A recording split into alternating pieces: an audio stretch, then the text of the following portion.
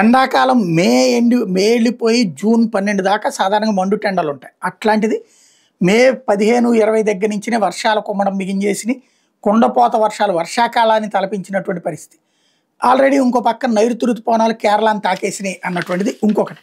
అయితే సహజ వాతావరణ వ్యవస్థతో పాటు మానవ ప్రేరేపిత భూతాపోన్నతి, గ్లోబల్ వార్మింగ్, వాతావరణ మార్పులు వంటి అంశాలు ఋతుపవనాల మీద ప్రభావం చూపిస్తున్నాయని శాస్త్రవేత్తలు చెప్తున్నారు. ప్రస్తుతానికైతే భారత్లో ఋతుపవనాల రాక మీద వాతావరణ మార్పుల ప్రభావం పరిమిత స్థాయిలోనే ఉందని అభిప్రాయపడుతున్నారు.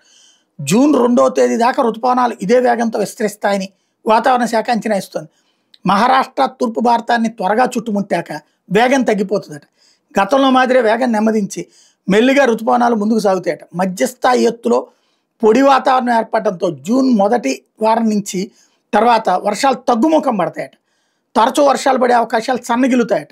ఋతుపవనాల గమనం వేగం కూడా తగ్గబోతోందట. అంటే అవసరమైనప్పుడు వర్షాలు పడవు అన్నటువంటిది ఈ లెక్క.